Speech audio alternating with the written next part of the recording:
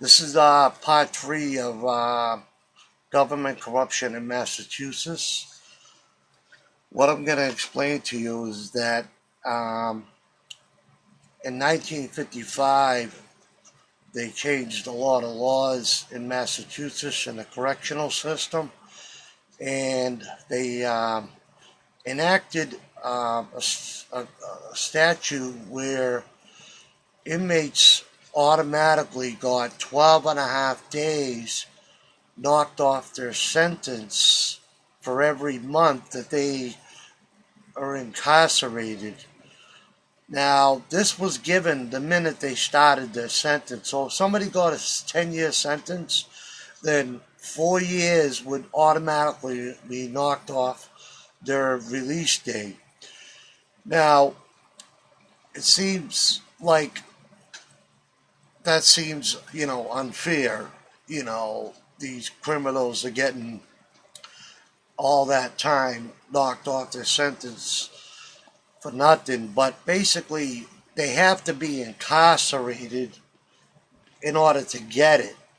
They're not any time on parole doesn't count. So if you get a 10-year sentence and you get 12 and a half days a month knocked off that sentence, they put it at the maximum release date when you start it. Now, if you're out on parole for 6 years, then you lose 6 years of that statutory good time.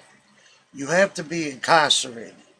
So it was an incentive to make the inmate stay good because the Commissioner of Corrections was allowed to take away that statutory good time. Okay? Now, they could also earn 2.5 days for work, 2.5 days for schooling, and 2.5 days for programming.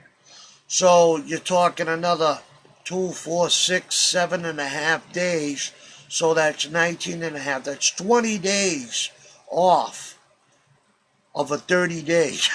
you know, so it's all that changed back in 1994 because they blaming it on the inmates and on the system, of course, and on the judges, and on legislature, but it's because the DOC has been corrupt, since the 70s, run by, corrupt people. So what happened was in 1994, the statute was repealed, okay? And the truth in sentences came into effect. But people were still doing time under the old law. And some of them went out on parole and picked up new cases. And they would pick up a truth in sentence. And the truth in sentence would be longer than their previous sentence they were serving, and their maximum release date would change. And because it appeared to the Department of Correction to be on the truth in sentence, they began to deduct the statutory credits on the sentences that were entitled to it only. So if somebody had 5 sentences and 2 of them received statutory good time and 3 of them didn't, they would just take the one, okay, this one's 10 years, it receives 4 years, so they would lower that 10-year sentence. Okay, this one's 5 years, it receives, 15 months, lower the 5 years, and then do it separately like that. Now, in 2003, while I was incarcerated, I received a form from the records department, right? From Carolyn Crocker from the Massachusetts Department of Corrections over at Susan Baranowski Correctional Center, and when I started my sentence in 1985, I had a 5-year sentence and a 20-year sentence. Okay, they were running concurrently, so the 5-year sentence was nothing. I mean, it wasn't like 5 to 10.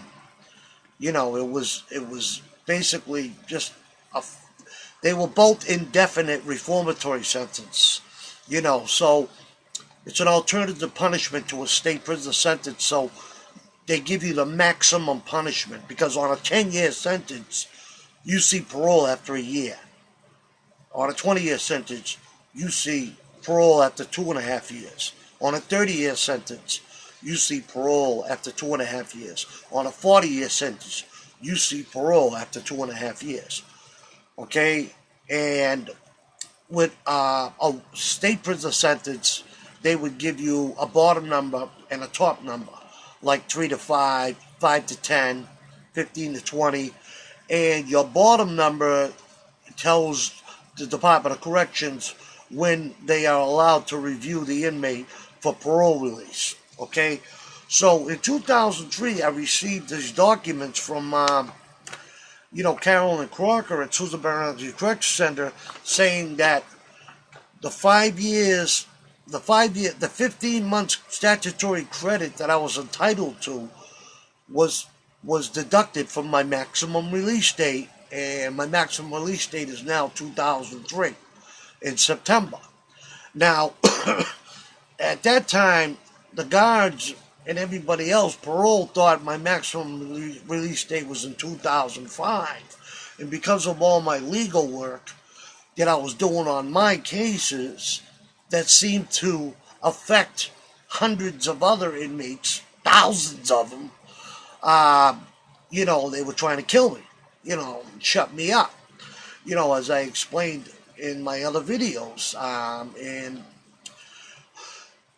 I did, so when I wrote to Carolyn Crocker, I told her, I got some jail credits I never got. I'm entitled to be released in a couple of months. So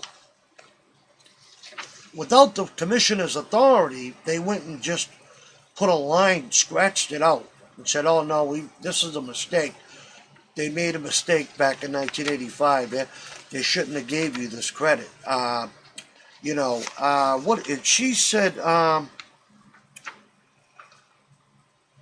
Let's see what she said.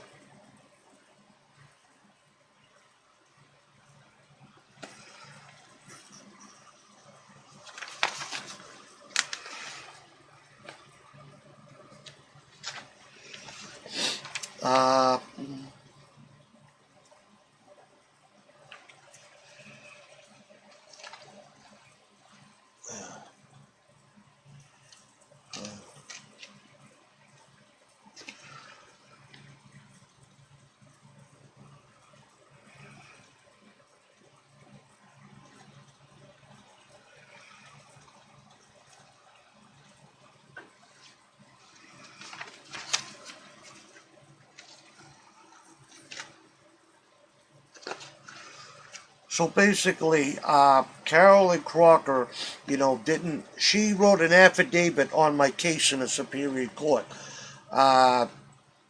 under CA number 0201081. This was in 2002. Okay, I was supposed to get out in 2003. Okay, and she didn't really say in this report that why she crossed out,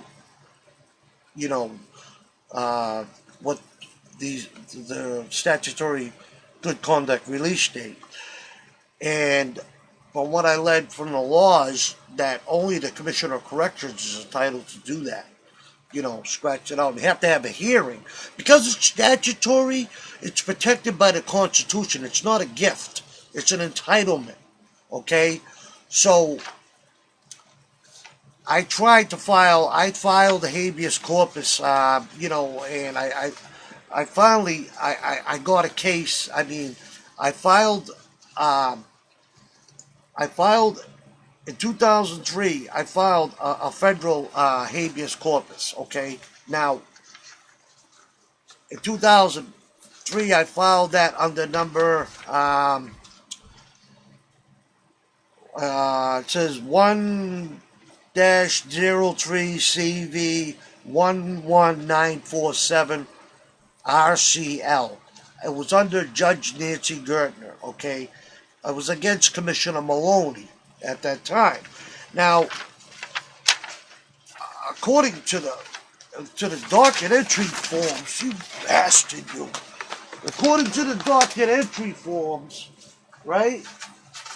These people, I mean, I'm so aggravated at these people. The only thing I can do is file this stuff that I can prove. I mean, because the things that they do to me, I can't prove. I mean, they're like Speedy Gonzales and Casper the Friendly Ghost and, Mickey Mouse. I mean, they got technology. I mean, it's crazy stuff. I'm gonna make a video about that. But so, anyways, Judge Lingsday of of the district court dismisses my case, right? Saying I didn't exhaust my remedies. I was claiming I got tortured in prison. And this guy, I was in the wrong prison. I was unlawfully, my whole entire sentence was illegal, as I explained in my other video, okay, about the reformatory sentence. And I gave this guy all the cases. I gave him proof that I was being tortured by guards, and I was attacked several times with prison shanks and all this other stuff. And the guy tells me, "Oh, you gotta exhaust your remedies." It's like, I'm being tortured and murdered here. Did you exhaust your remedies? This is how corrupt they are. It's sick. The only time they entertain cases against inmates, it seems, when they're gonna lose. When they're gonna lose, and so everybody can get paid off of taxpayers' money. But I wrote, I just want to. I wrote, Linsday, a letter. I mean, I personally wrote him a letter saying, that I was being tortured. I mean, it's docketed. 11/23/03. It's docketed at the federal court. In clerk's office. I mean, I don't know if you can see it or not, but it's docketed. This is backwards, probably. But it's docketed. And I wrote him. I said,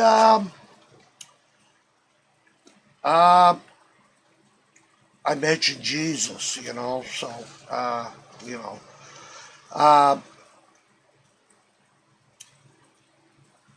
I said, Your Honor, because I wrote I forgot to put Honor, which he didn't really deserve that title anyways.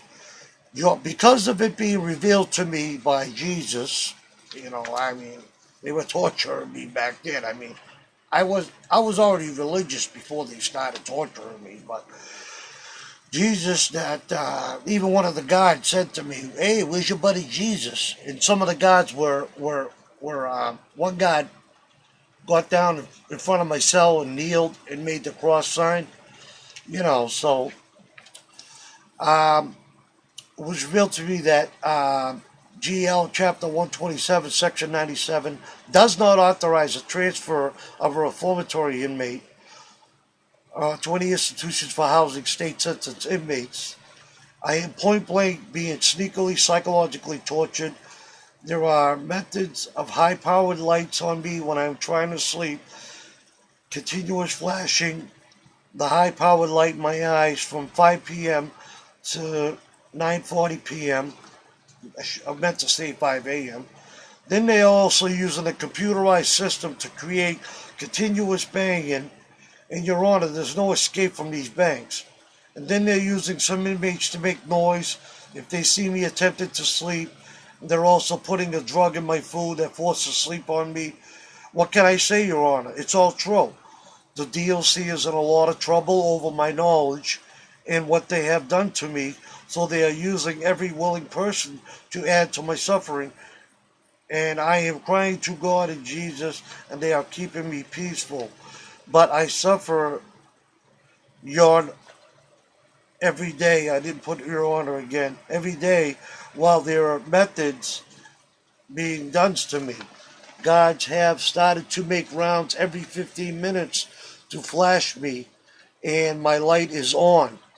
Believe it or not, this is so big that when I look out my window, sometimes they flick off and on the secondary fog lights on the light poles that are in view from my window. I have not been able to sleep on the bed in myself for over a month because they would and have banged my wall all night, and I have to keep about 13 inches of newspaper under my head area on the ground because these computerized prisons make it easy for me for making different bangs using cells upstairs or next door or the many other ways they do it. I cannot sit on the table plus chair set up in the cell because I have to use the chair as a table after 5 p.m. and pile newspaper for a chair and my pillow and wrap my blanket because I don't want that light to get in my eyes because it causes rage because they have me at that point. And also they bang so it causes the feeling to affect me sitting in the chair, and they've been doing that for about 8 months. So they had already been doing this for about 8 months. They're making it appear that I am hypersensitive and exaggerating, but Your Honor, I was set up for 3 fights already, and one guy got me in the chest with a shank and cut my back up, and they did not even refer it to the DA because they set it up. Now, this guy, they, the guards had him go in and kill this Italian guy, and he killed him the same way he tried to kill me. This guy, Christopher Rodriguez, and I overheard him talking to one of the inmates, and the inner perimeter security guards at Walpole were going to court to help him get a shorter sentence than life. They were going to help him get an 18 to 20. Now, the poor kid only had a couple of years to go, but, he's stupid, and they manipulated him into helping him and the guards. And I wrote, he was awaiting sentencing for murdering an inmate, an Italian inmate. And I wrote to the DA Conte in Norfolk. Back then it was 2002, I think. And I said, listen, this guy tried to murder me the same exact way he tried to murder the other inmate. As soon as my cell door opened, he came running in with a shank, and he got me in the chest. It's he didn't do too good after that, but so, but he sliced my back up. I didn't even know. I let him go when I saw the guards at the doors. And the kid tried to rape me. I don't know what he was trying to do, but he did some weird shit to me. He was trying to pull down my pants. I don't know what he was doing, but then he went. When I let him go, he went to go pick up another shank on the ground, anything he could find, and the guys, pummeled him.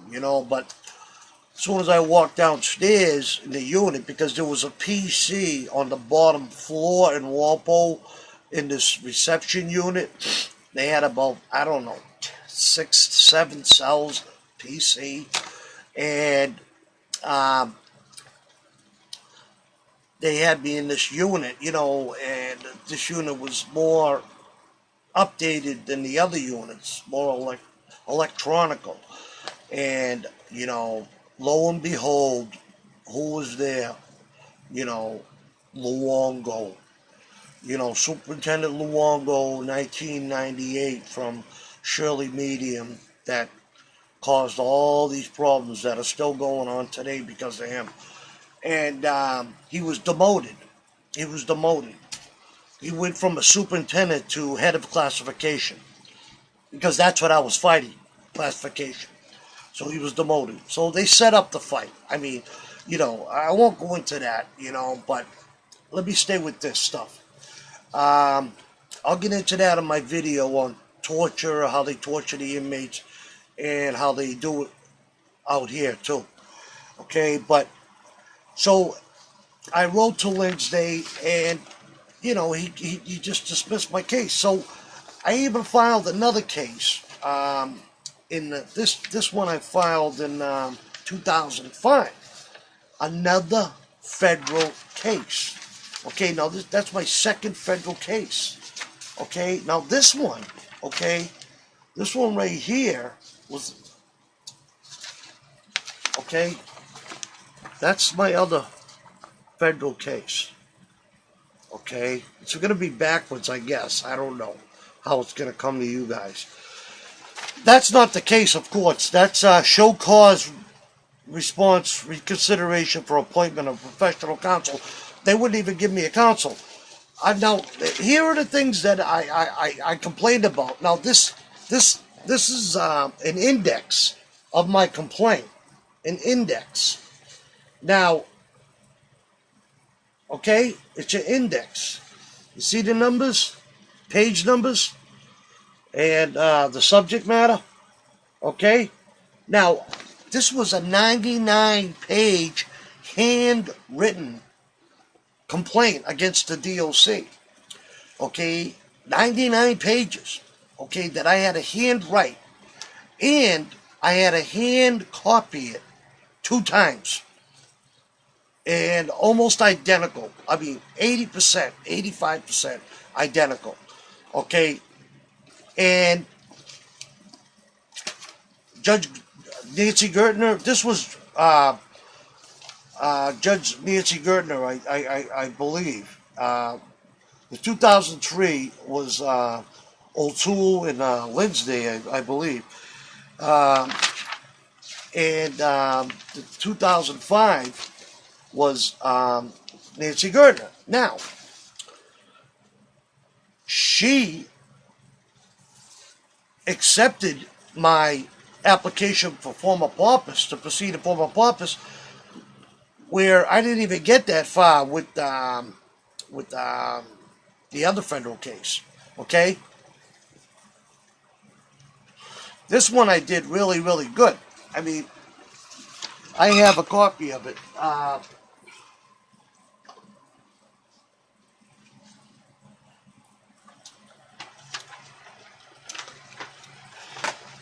This right here, this is some of my work on that case. As you can see, it's all typed, and it's all, the way, it's a writ of habeas corpus, as you can see,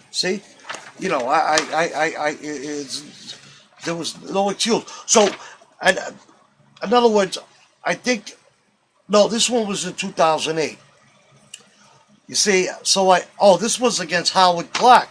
So I have 3 federal cases that I filed. 3. About the reformatory sentence and about guards torturing me, killing inmates, and about possibly about statutory good time. So I had 3 cases filed, and that was in 2008. So while I was incarcerated from 2001 to 2005, I filed 2. Okay, now this is the list of issues that I presented to the court. Okay,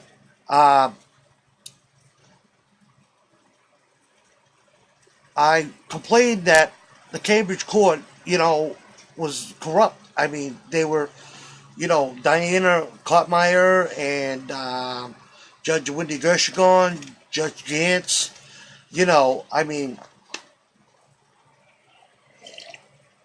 they knew that, an inmate serving a reformatory sentence at a at the state prison, a maximum prison, was an upgrade in sentence of the court, as I explained in my other videos. They knew this. So, prison guards, corruption, sabotaging my cases, my legal work. That's why I had to write it all out. I couldn't get copies done. I had to write it all out. Deliberate indifference, was set up to be murdered. I explained how I was set up, logically. Stab wounds, harassment, human feces, urine, fires, food, all these things used to harass me. My attempt to be murdered covered up. District Attorney Conti and the guards and Commissioner and Maloney, and Romney and the Attorney General, Massachusetts, and 2 weeks, same bloody underclothing. One shower after stabbing in 3 months. My vegetarian meal was denied for 6 months. 6 months they wouldn't give me a vegetarian meal. Okay? And I really seriously couldn't eat. I couldn't even drink milk. I don't know what happened. Don't want to get into that. I'll get into that in my other video. But chemicals to control riots, put in my cell vent. I have 22 issues here. Okay, transferred to Susan Benner-Kanowski from Walpole. The commissioner and Mitt Romney opened up this new unit. To put me in there to kill me. This is how much they were scared of me. Of my legal work, in my letters that I write, and they couldn't get no inmates to hate me, and they didn't know what to do with me. People who know me growing up know that in school, teachers always had a hard time with me, so I always ended up down the principal's office. They didn't know what to do with me, So same thing with the prison system, I was the same exact way with them, because they were bothering me. I did plenty of time before that, and I didn't bother anybody, and they didn't bother me, from 1984 to 1988. So, I explained where my food was poisoned. I explained on page 30, page 14, page 31 through 37. See, I wrote down all the page numbers, so that the judge could go directly to where I wrote about it, so that, it wouldn't be a disorientated, complaint, as Judge Nancy Gertzer insinuated that my complaints were. Okay, but when I explained it to Governor Deval Patrick, he went in and found 13 inmates unlawfully incarcerated. Okay, to do with this right here. Okay, God providing lies to judge, vegetarian meal being contaminated, techniques of psychological torture, how they tortured me, how they torture inmates, God's joint venture, dead inmates, reformatory inmates in the wrong prison, commissioner, joint venture, torturing me, God threatened to hurt my children, page 72 to 77. They threatened to decapitate my children's heads. This is how much my legal work was bothering them. Now,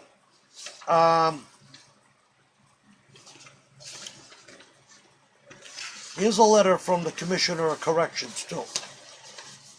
Saying that, that I was complaining about my sentence structure. Listen to this.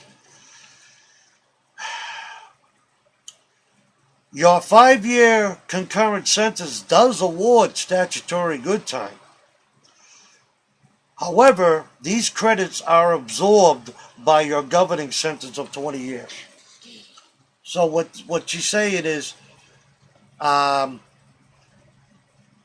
because your maximum release date falls on your 20-year sentence, your 20-year sentence is not allowed to receive statutory good time credit, then you don't get the credits.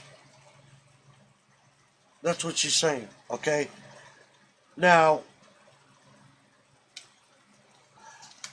when I went to court, okay, the attorney for the DOC, though, so you got um, the staff member of the DOC, Carolyn Crocker, just crossing out my statutory good time, my 15 months, right? Crossing it out, okay, and saying they messed up, you know.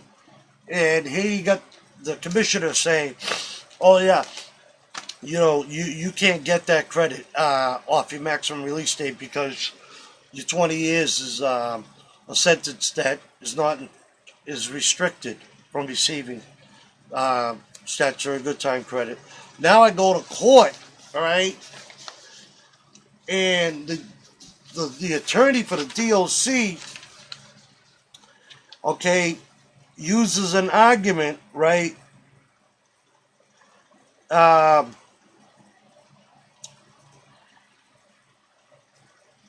Uses an argument.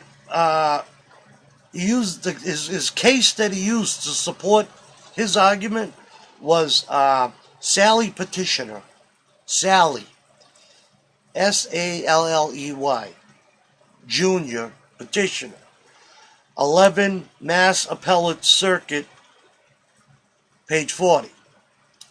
Okay, now this was a November 10th, 1980 decision. Okay, now this guy, a prisoner serving a sentence for a sex-related offense who had been paroled on a date determined by applying statutory good time credits authorized under GL Chapter 127, Section 129, was not entitled to a reapplication to the credits in determining in his release date after he had been returned to prison for a violation of parole. Now, even though this says a 1980, okay, the statute that they were talking about is Section 129 was amended in 1960 by Chapter 765, Section 7. But this guy Sally was eligible for parole in 73. So he was convicted in 61. He's convicted in 61. So what I was reading this, and it turns out that the laws that this lawyer David Slade was using were laws from the 60s, right? And they were changed. They were repealed in 1968.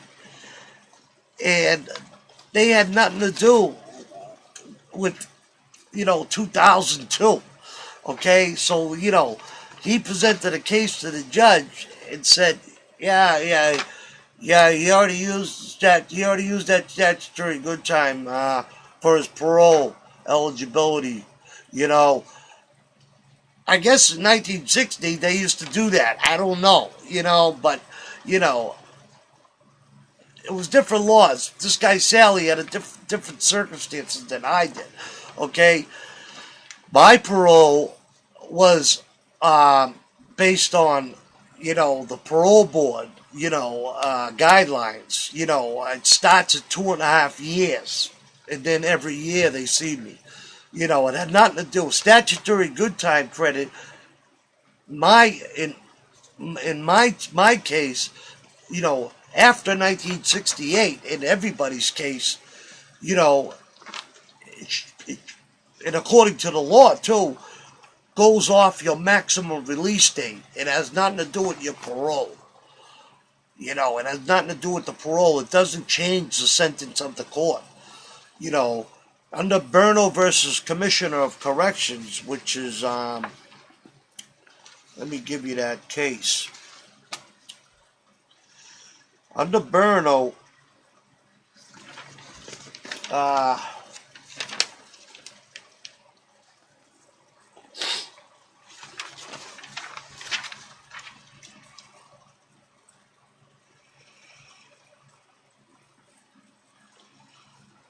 Burno versus Commissioner of Corrections, I had that case, but I must have it on one of my other cases that I filed.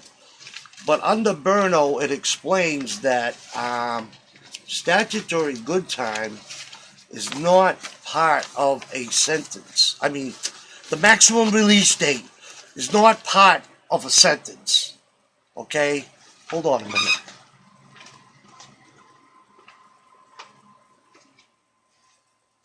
Uh,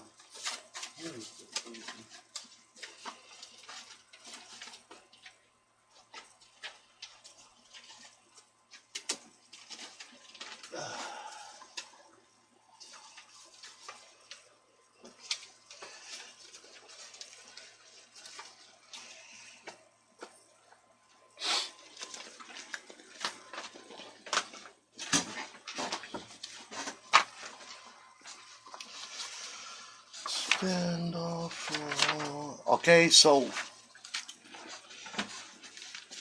the maximum release date is not part of any prison sentences because the maximum release date is subject to change at all times. Okay, if you get a 20-year sentence in 1985 and your maximum release date is in July of 2005, you go on parole. You're on parole and your whereabouts unknown. It's called dead time.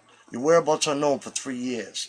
When you come back, okay, your maximum release date changes to 2008, but your 20-year sentence is still the same. Or if you earn good time, say you earn 7 days a month for 8 months, that's 56 days. Your maximum release date changes, but your sentence is still the same. So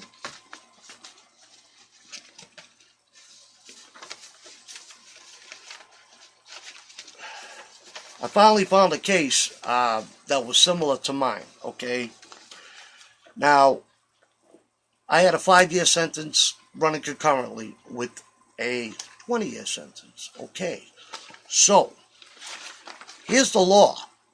Okay, now this is the way the legislatures wrote it. Okay, it says every such prisoner whose record of conduct shows that he has faithfully observed all the rules of his place of confinement and has not been subjected to punishment shall be entitled. Now they immediately give it to you the minute you start your sentence, but like I said before, the Commissioner of Corrections has the right to take some of it away at any time, and you can appeal it to the courts. You can get a review if you want, but so it has not been subjected to punishment shall be entitled to have the term of his imprisonment reduced by a deduction from the maximum term for which he may be held under his sentence or sentences, which shall be determined as follows. Okay, so um, they give 12 and a half days a month. It just explained. Now listen, if a prisoner has 2 or more sentences to be served concurrently or otherwise,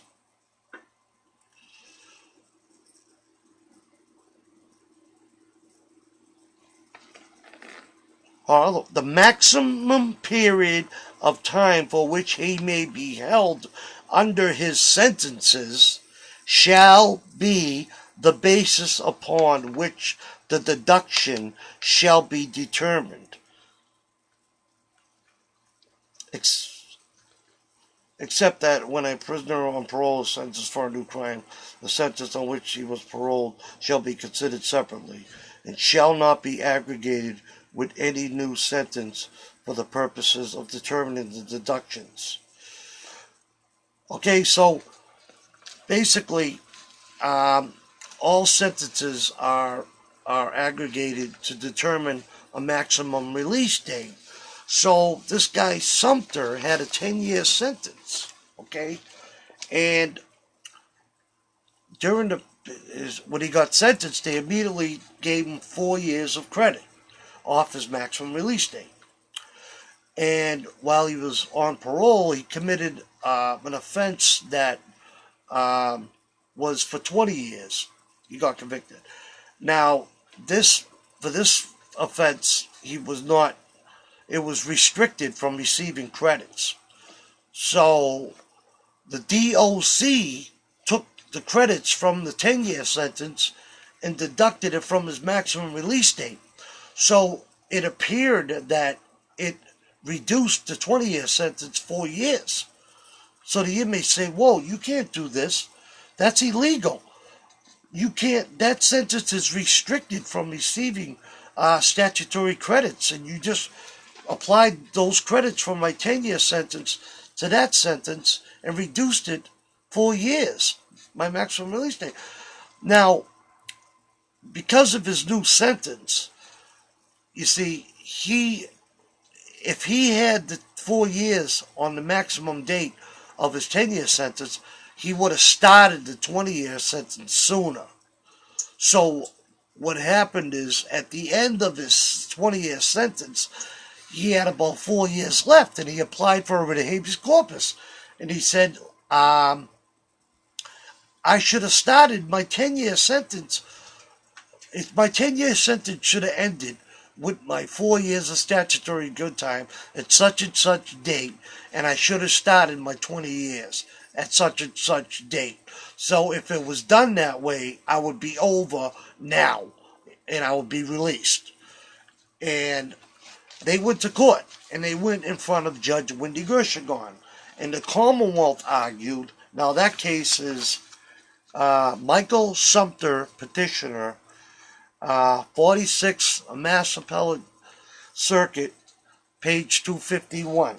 Now, in that, the Commonwealth argued in that case that all sentences, are combined together to come out with one maximum release date.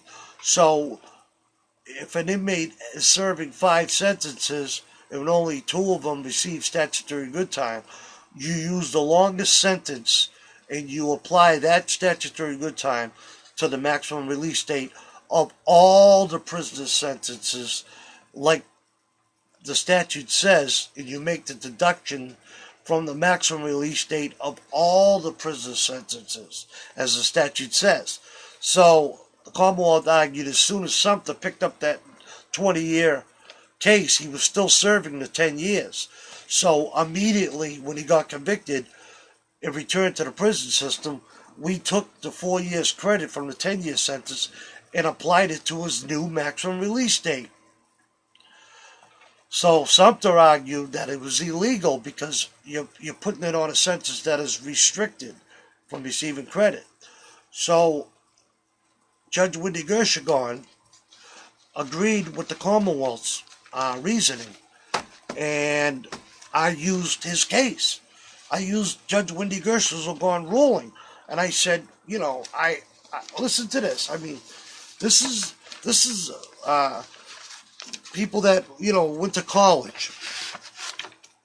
Okay, this is a ruling from the appeals court. Okay, this is 3 judges: Beck. Okay, Beck. Smith and Siper. Okay, listen to what they say. Auger claims. Where is it? I know it's around here somewhere. Auger claims that he is entitled to have the 20-year sentence that is restricted from receiving good time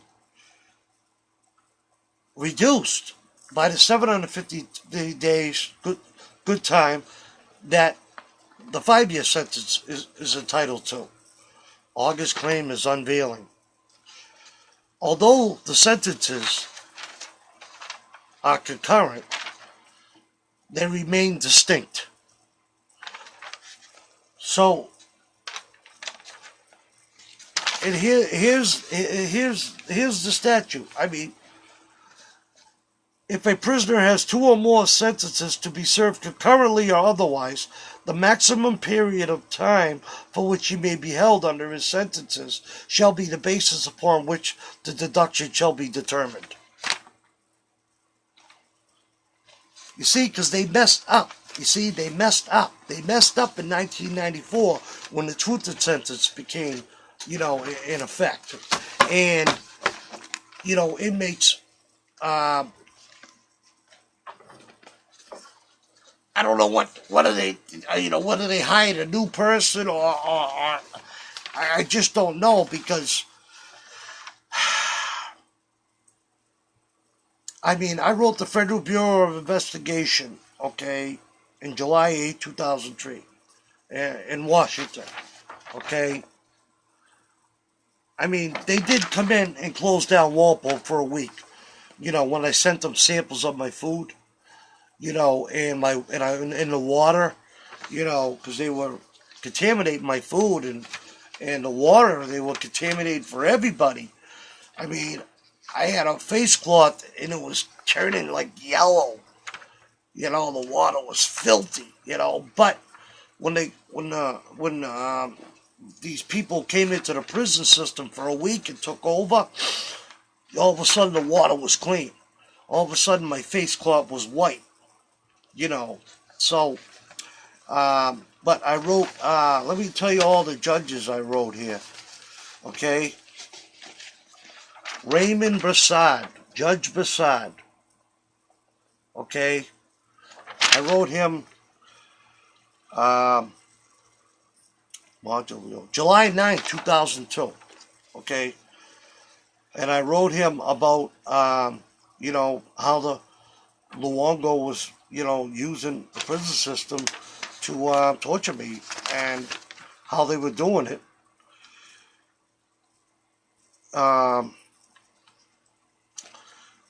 Besides using sleep deprivation methods on me, they are changing mail procedures, not allowing me to transfer 37 cents for letters from my account to my letters when I have no stamps left. They're also not allowing me to buy pens, and I have to borrow them off other inmates.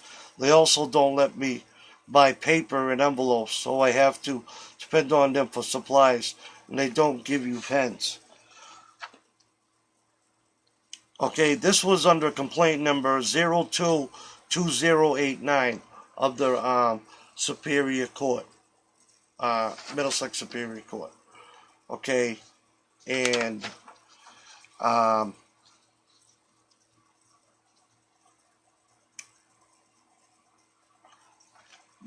they just didn't care. I mean, they continued to let me be tortured.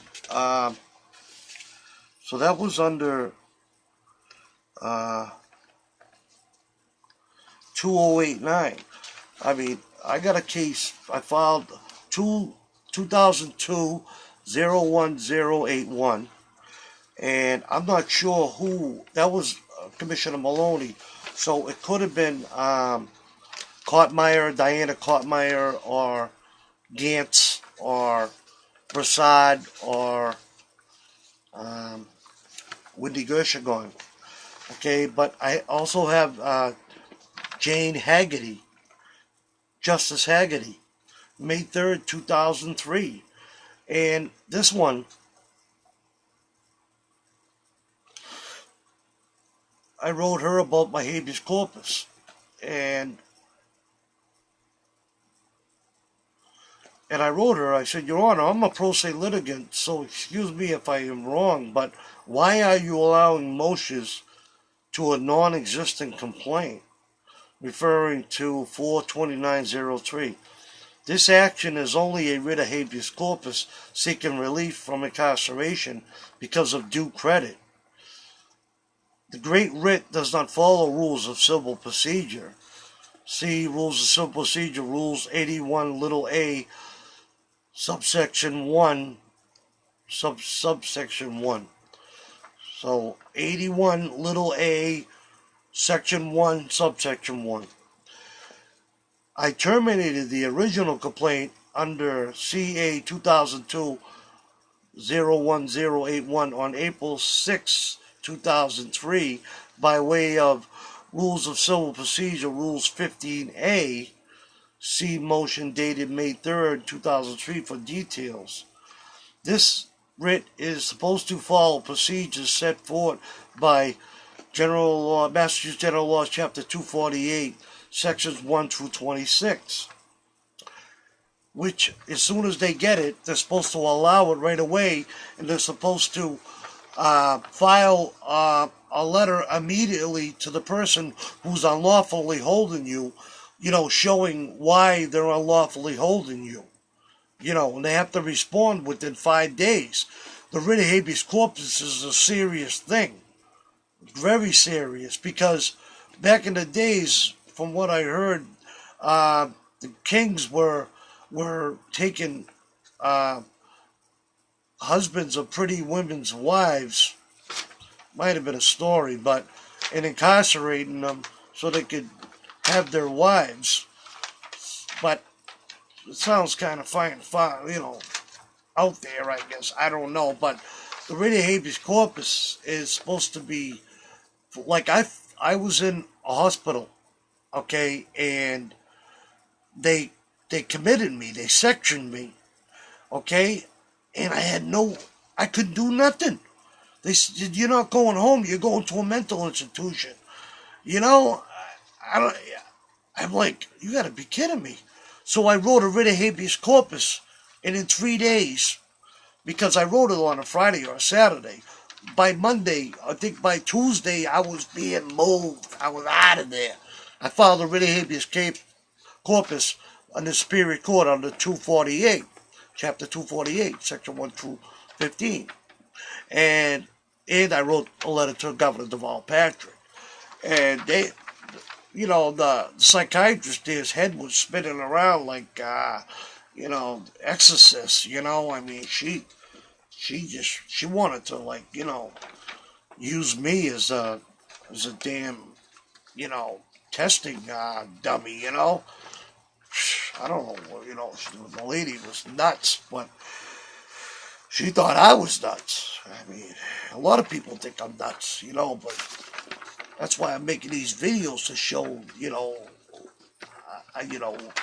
all this legal work I did against the DOC, because it's true. This is why they hate my guts. This is why they have people using weapons to try to kill me. I mean, secret weapons. And they're using these foreigners. I don't know what they are. I mean, they look like they're, Spanish. I don't know what they are, but they're foreigners. And they own houses.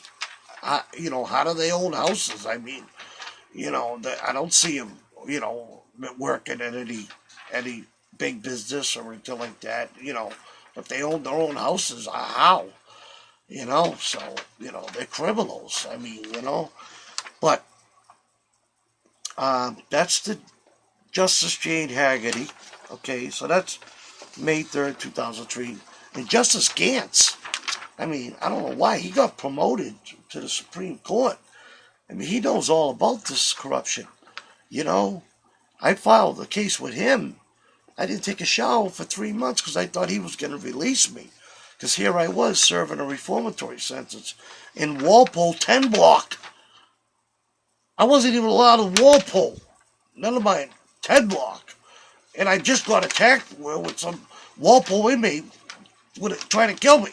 Spanish inmate, I mean, I called him, a rat, but, I mean, he was working for the guards, so, they don't consider that being a rat anymore. I didn't know. I was, old school, I went to prison in the early 80s, if you had a problem with an inmate, you didn't work with the guards to torture the inmate and hurt him. You went up to the inmate and you just bashed his head in, But these kids that are, paper gangsters, they're robbing store 24 for a hit of crack, and then they're going to prison and they have an armed robbery charge. So, they're, walking around, like they're heroes or, like they're somebody in life, And meanwhile, they're deadbeat dads. Their children are out there fatherless. Some other man is taking care of them, and who knows what else they're being done to these poor kids because their fathers, wanted to be criminals. Oh, here's the case with the Burno case right here. Okay. Now I filed this case right here. I mean, see how neat that is? Okay. Now, I don't know who was handling this, Justice Haggerty or somebody, but, I explained clearly, how the statutory good time goes off of a single maximum release date. This was filed April 25th, 2003. Okay, and Edward Fico was the superintendent at that time. To my knowledge, he was. Okay, and as far as Bruno goes, let's see. 399 Mass Reporter, page 118. I know it's, I only have it listed abbreviated for some reason. I must have cited it earlier. I used the word supra. That's page 3. So I think I'm missing page 2. I'm missing page 2. That's why. So, but that's the Bruno case. That tells you that maximum release date, whether it files on a truth in sentence or another sentence that is restricted from receiving credit, it's not part of the prisoner's sentence. Okay? It doesn't change the sentence. And this whole, I think this started, let's see, DeFario is 1976. DeFario versus Commissioner of Corrections, 358 Northeast 2nd, page 426. Similar, to Sumter, Michael Sumter. The guy had a maximum release date that fell on a sentence that was restricted from receiving credit, but they still used the maximum release date. So it appears like it's reducing that sentence. It appears that way, on paper, but it's not. It's just reducing the maximum release date. Crooker versus chairman of Massachusetts Pro. I think that's what confused Attorney David Slade. These cases that I cited, confused him, and he seemed to think that statutory good time had something to do with parole. You get a 3 to 5, okay, you get 15 months knocked off your maximum release date. You don't get that until the end.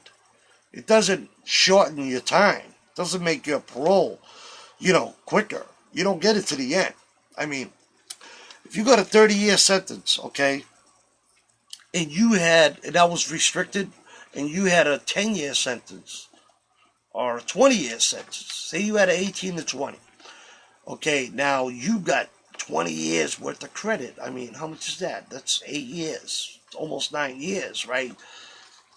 If you got a 30-year sentence, that goes all the way to your maximum release date.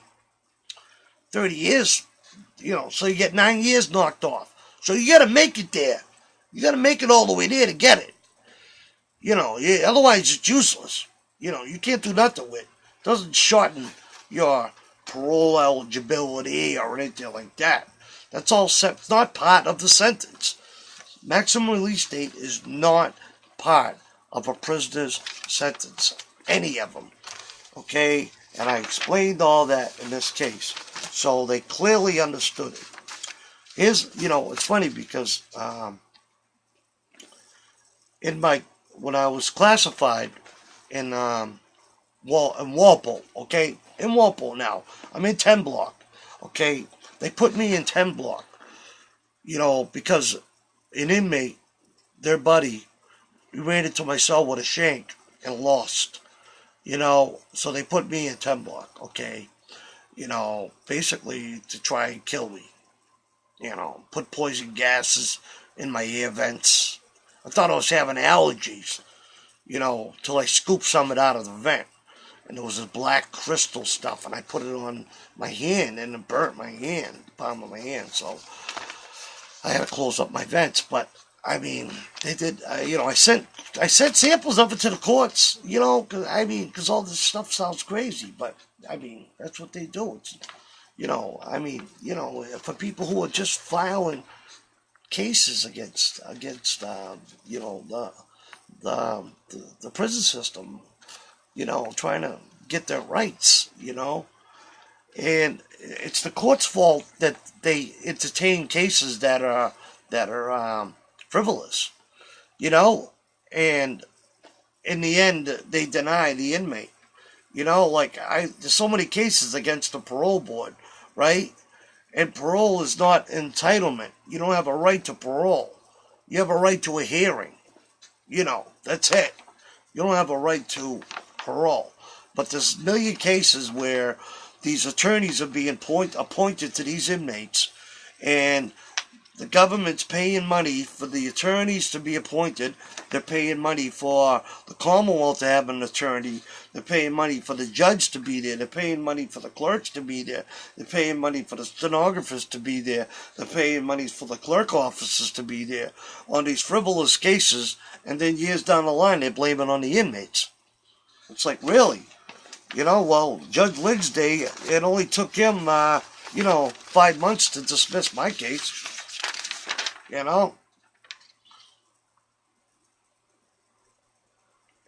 Clerk shall enter a judgment in favor of the respondent dismissing the petition.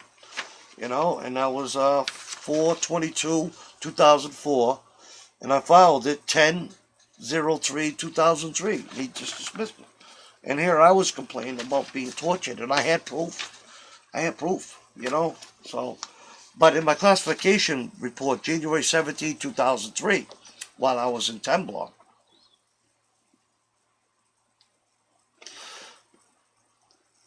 I wrote down that you people changed my Concord sentence into a state prison sentence.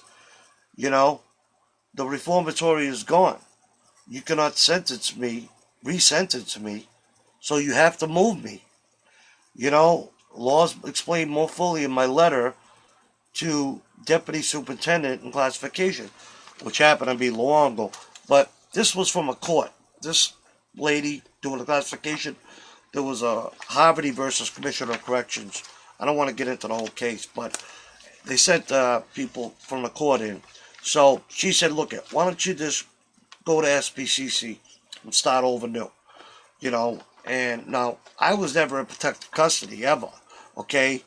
Now I'm in 10 block for the fight, and so she says, go to SPCC. I said, fine, you can put down whatever you want to, but I have to cover my butt. I have to put down in writing where I think I should go.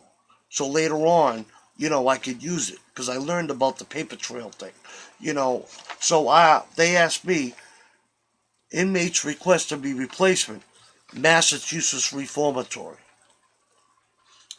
She said, but that's gone. I said, I know. Where was I sentenced to? Where's the prison?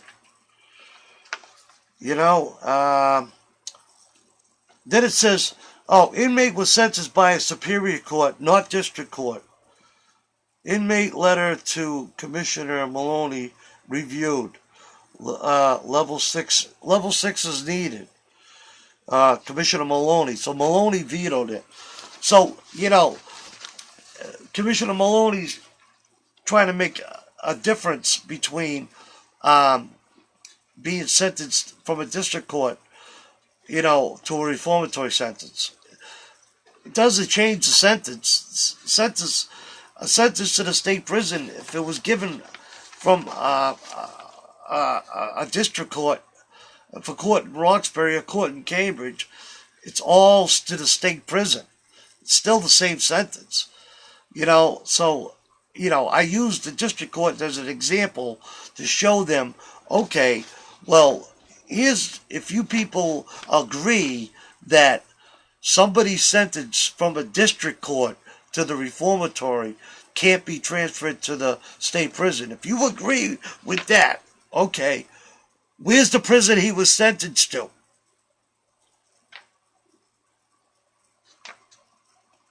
You see? That's what I was using as an example. And I got him to bite. Maloney. Probably why they canned him. He should have been like everybody else. All the other torturers just ignore me. I wrote a long letter explaining all the laws to the head of classification. This is just, it's very clearly written. It explains the entire, history of the reformatory and everything.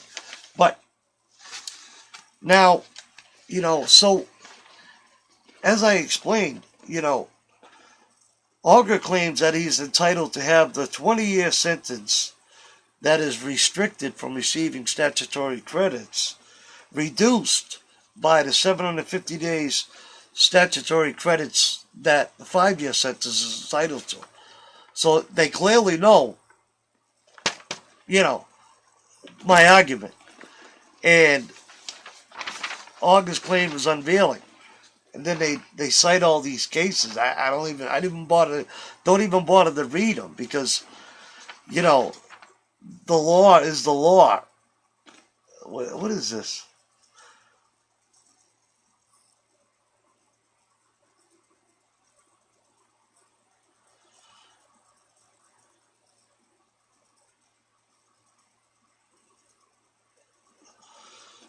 It says, whenever, as here, a sentence on a charge that does not qualify for good time is being served concurrently with a sentence on a separate charge that does qualify, it may turn out that good time is of no practical benefit to the prisoner. Yeah, thanks to the DLC.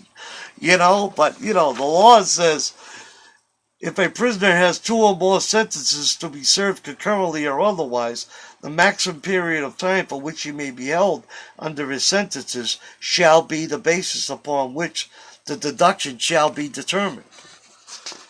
So thanks to the DLC. Here's a letter from Commissioner Dennehy. I have been advised... Your 5 years concurrent sentence does award statutory good conduct credits. However, these credits are absorbed by your governing sentence of 20 years. Absorbed. See, they're focusing on the sentence. Not the maximum release date. They're not reading the statute. David Slade. The poor guy. He didn't even know how to spell my name. Correctly. He didn't even know my correct charges, in the federal case. And then he files his argument using this 1960 statute that was repealed in 1968. And they don't even, courts don't even agree with his argument. They threw that out the door. But, and they didn't agree. They agreed with Commissioner Dennehy, but, and they agreed with my case manager that, the statutory good times are no good because, they're absorbed by the 20-year sentence. But the attorney Slade, David Slade, that guy, I don't know where, I feel bad for him, but really, I dropped out of school in 7th grade. I studied the law while they were torturing me in prison. And here's a letter to Judge Stephen Neal. Now, I mentioned, all the people that I wrote for help. It was crazy. I'm so glad that I'm an innocent man. Because, I wouldn't be able to, complain about nothing. you know. And for years, I didn't complain. I was doing time for somebody else's crimes, and I didn't complain. I was the sheep that went to the slaughterhouse and kept his mouth shut. From 1984 to 1988, I'm in prison for somebody else's crimes, and nobody was bothering me. No guards, no inmates.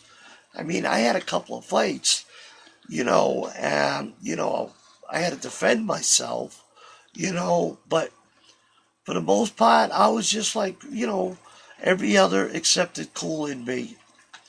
I worked out at the gym, hit the bag, jump roped, you know, um, I worked at the gym at one prison, and there was only two of us that worked at it. I went on the buses to other prisons and played tag, tag football. I played defensive end. I always played defensive end. I was the guy that ran in to get the quarterback. I always played that growing up with my friends, defensive end. And I'm still doing it today. I'm still dodging people to get at the top guy, it seems. So I wrote to Stephen Neal, under 2002-0108, and I wrote him October 21st, 2003, but it was filed, this letter was filed in 2004, okay? And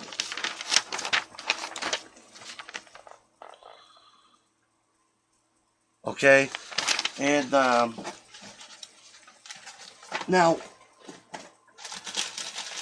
they didn't give me the credit, okay? They didn't give it to me. Now, what happened was,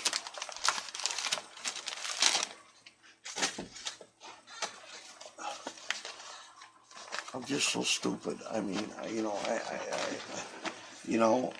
I should have had this set up and ready, you know.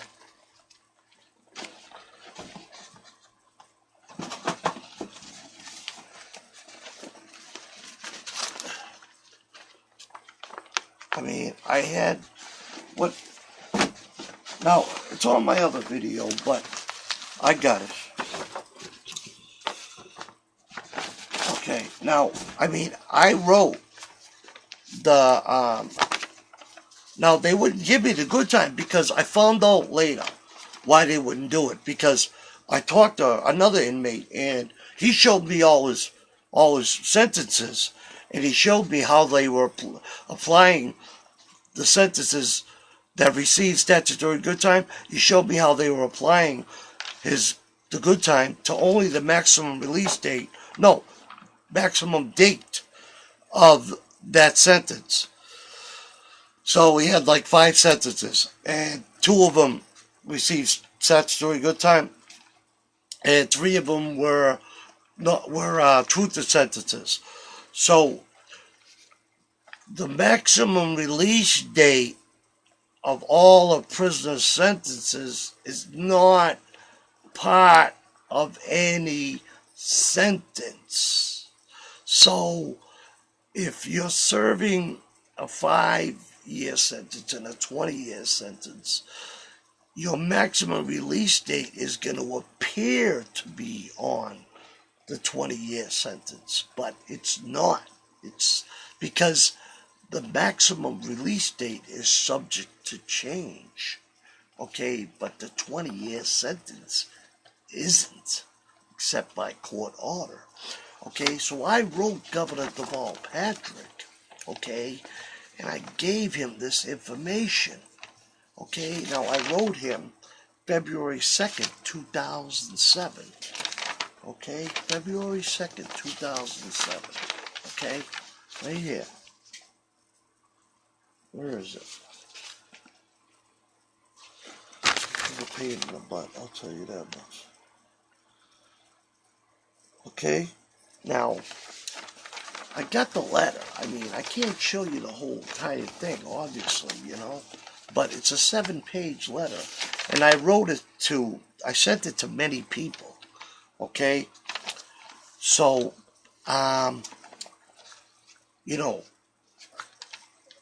shortly after that, within a month, um, I saw in the paper, that Governor Deval Patrick was going into the court system to check out, um, under the disguise of checking out the mandatory minimum sentences. So the mandatory minimum sentences, I think, the truth in sentences, didn't have statutory good time, but the mandatory minimum sentences did, so, you know, that's all it says is going in to see, okay? So he went under the disguise, um, of that, okay? But I'll show you what he ended up doing, okay? So then all of a sudden, a couple of weeks later, I see in the paper, um, changes weighed on prison sentence. Patrick reviews mandatory terms. So that's another write-up, okay? Now, a few weeks later, I see correction system messed up, held inmates past their release date. Okay, at least 13 other inmates have been held beyond their release dates. Now, how can an inmate be held beyond their release date? What release date?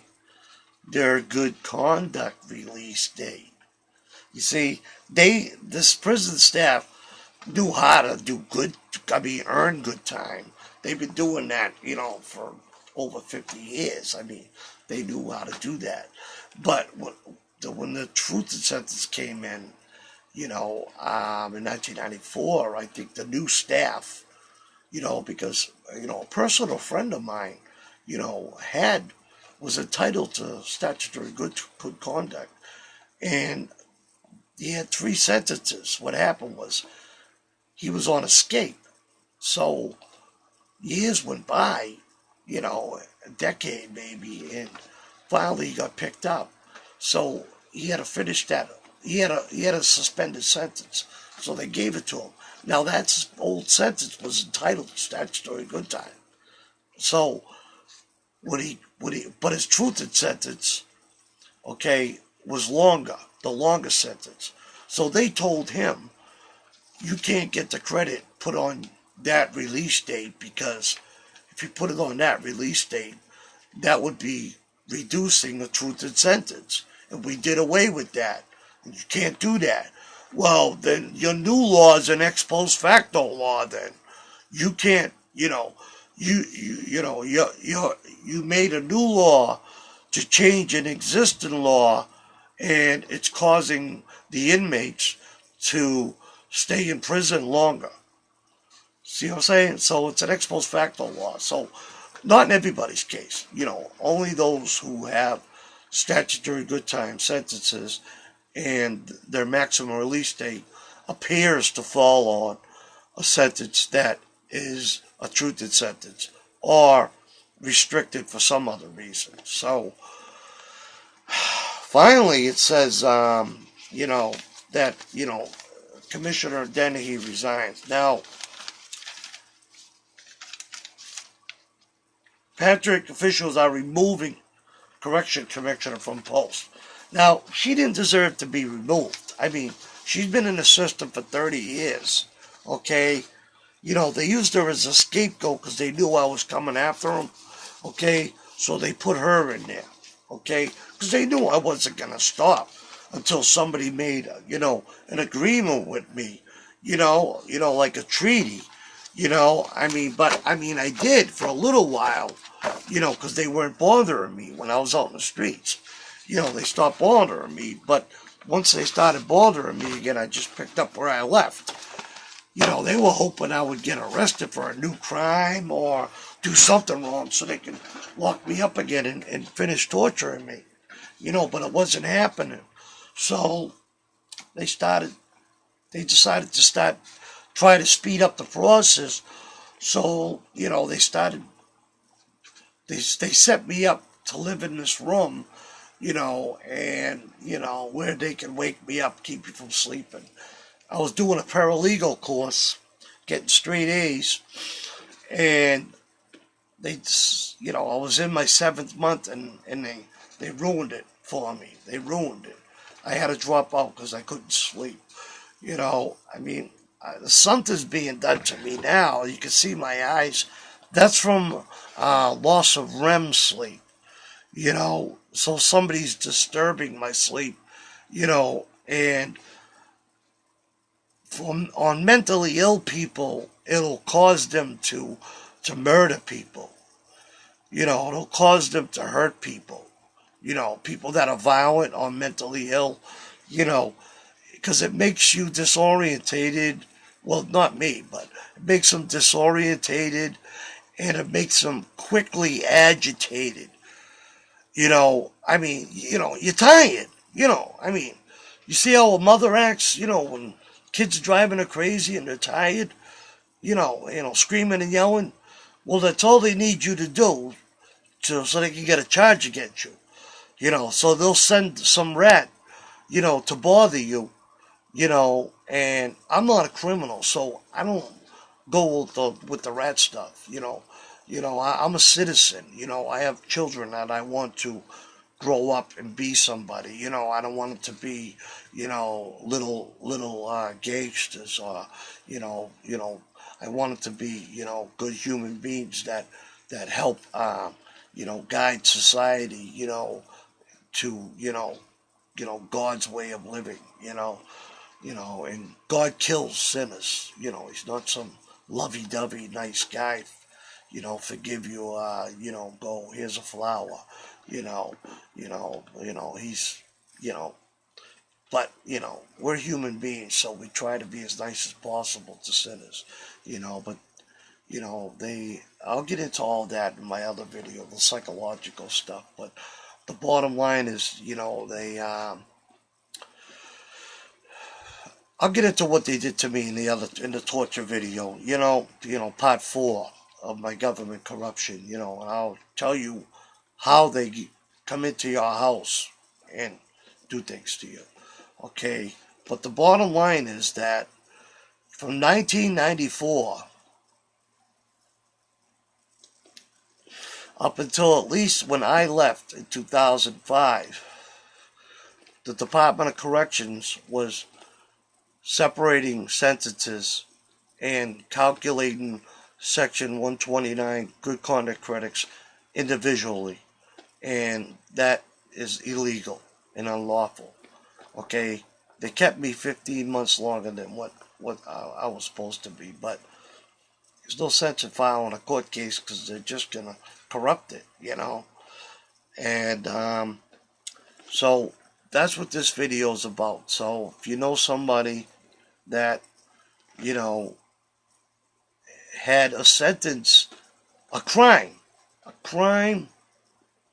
that was committed before 1994, then they should, if that sentence is entitled to statutory good time, and they should have been released if they stayed in, their maximum release date should have been reduced. So, don't do nothing for parole, but, so maybe they were locked up, maybe their mother died while they were locked up, maybe their children were suffering while they were locked up, the DLC, they only wanted to protect their own people. That's why, the system needs to be, pushed into the river, and new people need to be put in there, because these people that have been in there since 1980 have been keeping this secret, and with the reformatory, and then 1994 keeping that secret and covering it up, so they're criminals. They might not be bad people, but they've had to cover it up.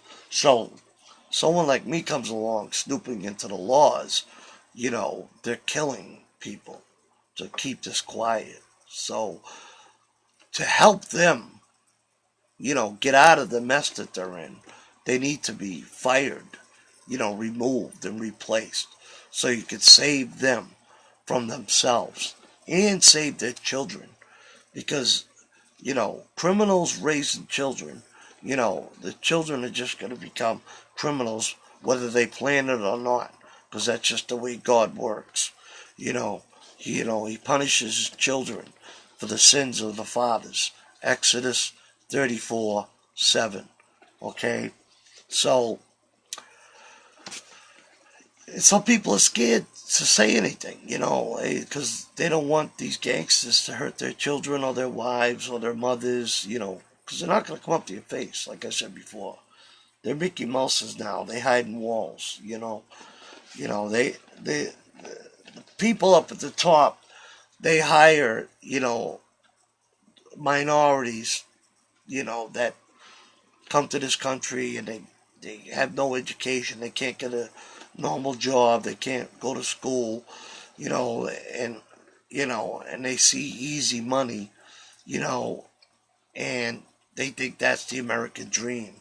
So, but white people, and black people, they won't, in America, America belongs to them, whites, Italians, Irish, Scottish, blacks, and these people that come into this country, and I'm not a prejudiced guy at all, you know what I mean? But the Spanish are the only ones that tried to kill me in prison, and I didn't even know them, you know.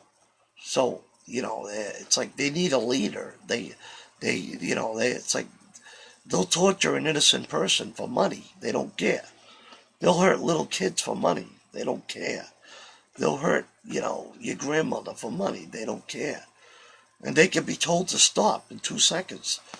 You know, see, they're easy. But Americans, they'll say, "Go ahead. I'd rather you to kill me. I'm not doing that." That's I'm not gonna do something to like that to a human being. You know, you know, you know. Americans won't do it. I mean, that's why we fought all these wars. I mean, inmates were shown paperwork, saying bad things about me. See, you can't believe everything you read. You can't believe what they tell you. You know, you you have to know the person. You got to go to somebody that knows them, grew up with them, and say, what is this kid like? And then they'll either tell you he's a piece of shit, he's no good, he's a weirdo, this, that, the other thing, or they'll say, that they like you. You don't go by, what the guards say, or somebody else says, So you gotta watch who you're sinning against, you know, because you might be hurting a decent human being. I mean, look at Joseph in the Bible. Read his story. I'm sure if he went to Walpole today, with the charge that he went with, you know, the inmates and guards, would have been doing evil things to him, So, you know, it's a tough situation, you know, but you find out, through people that know him growing up. You find out from them how that's what white inmates and black inmates do in prison. They don't go by what the guards say.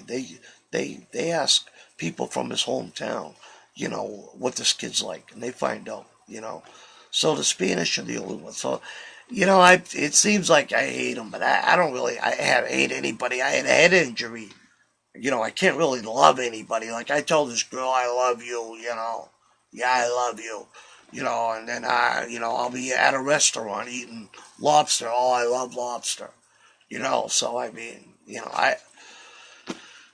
it's hard for me, out of sight, out of mind. But I don't hate anybody. I don't love anybody. I guess. I mean, I love my children, but I mean, you know, they're they're I spent a lot of years, you know.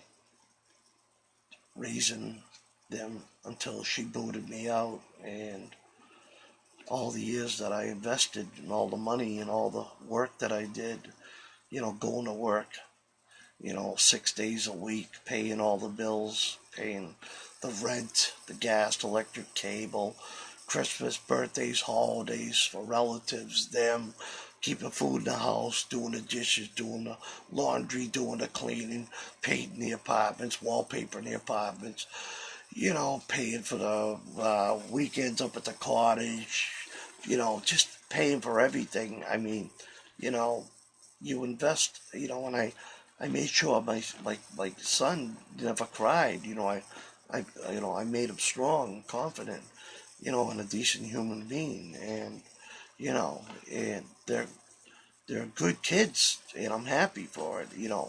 I mean, I'm losing them. It feels like because the government is ruining my life. I mean, because of the stuff that I'm telling you, and they got these minorities helping them, and they don't seem to like they have no reason to hate me whatsoever, but because of money, they're doing bad things to me. So, I can't go seek help from a judge. I just, it's hard to write right now. And I can't get help from the police because this stuff is too bizarre.